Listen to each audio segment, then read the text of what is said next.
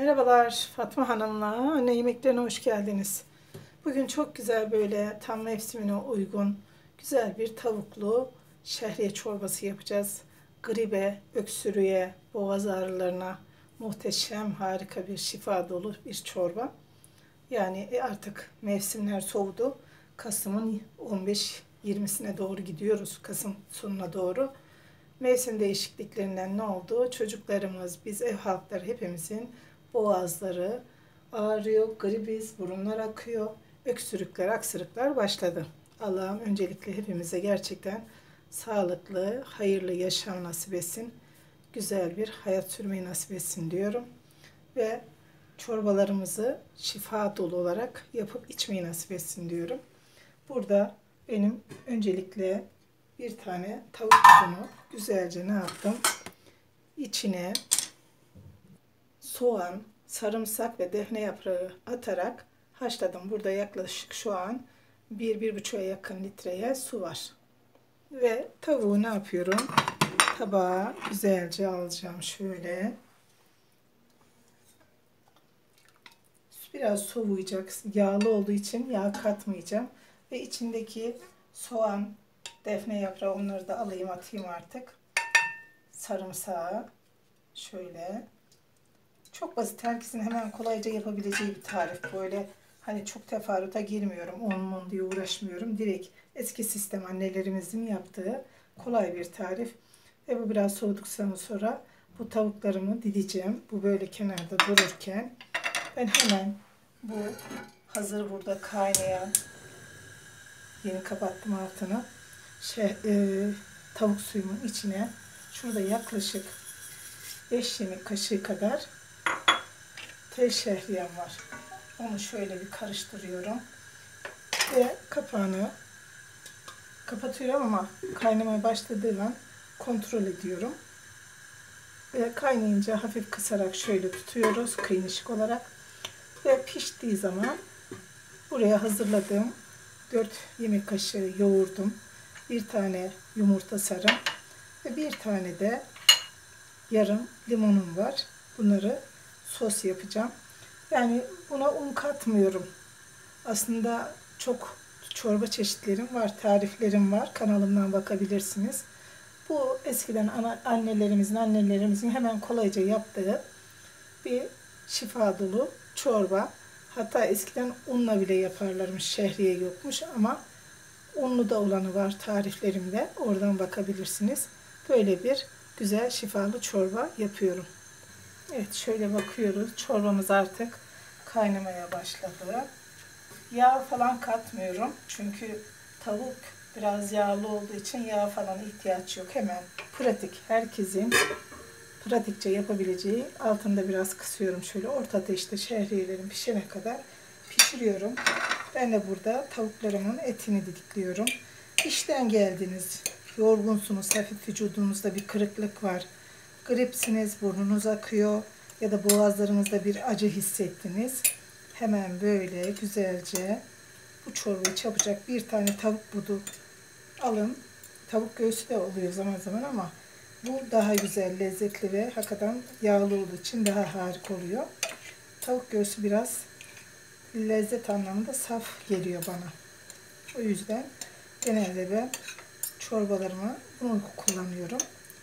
Bazen de beraber ikisini haşlayıp didiyorum.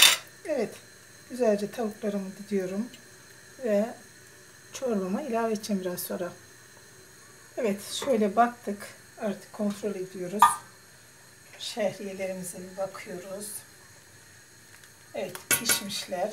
Hemen ne yapıyoruz? Buraya hazırladığımız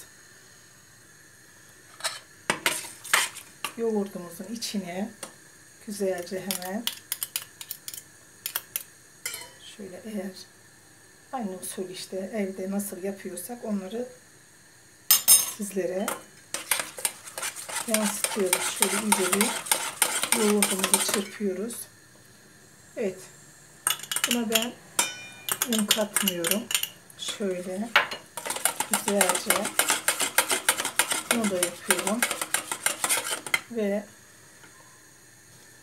evet, şöyle hemen yarım limonumu da güzelce sıkıyoruz.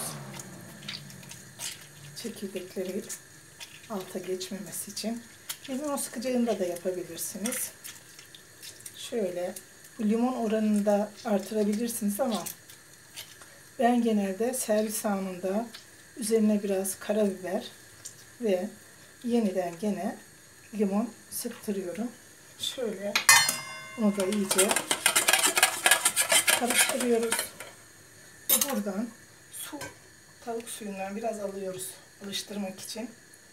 Yani çorbanın suyundan birazcık şöyle alıyoruz. Ve bunu şöyle bir alıştırıyoruz kesilmemesi için. Şöyle yavaş yavaş buraya ilave ediyoruz. Ve dibinden kalanı da şöyle evet, kaynayana kadar karıştırıyoruz kesilmemesi için. Şöyle yavaş yavaş.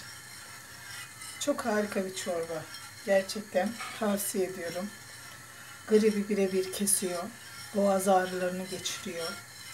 Öksürüklere fayda ediyor. Harika, doyurucu, tam kış mevsimine uygun, sonbahara uygun güzel bir çorba. Evet, kaynayana kadar karıştırdım ve güzelce şöyle bir 5 dakika daha kaynıyor.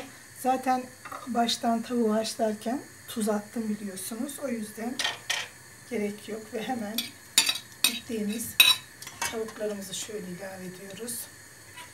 Şöyle bir karıştırıyoruz ve çorbamız hazır. Evet, çorbamız hazır artık.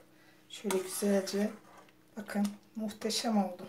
Bu bekledik sırada koyulaşıyor biliyorsunuz. Baktınız akşam yeme vaktinde koyulaşmışsa biraz daha su ilave edebilirsiniz. Ama kokusu falan harika gerçekten. Şöyle güzelce servis tabağımıza alıyoruz. Ve üzerine ne yapıyoruz? Şöyle mis gibi maydanoz sepeliyoruz. Ve çorbamız hazır. Evet, çorbamız hazır. Harika bir lezzet oldu. Muhteşem bir çorba oldu. İnanın ağzım şu an sulandı, o kadar yani. Bakın şu güzelliğe bakın. Ve güzelce bunu şifalı bir şekilde yiyeceğiz inşallah. Allah Teala yedirmeyi nasip etsin. Evlerimize bereket, huzur, sağlık, sıhhat versin diyorum. Başka videolarda görüşmek üzere. Sevgiyle kalın. Kanalımıza abone olmayı unutmayın.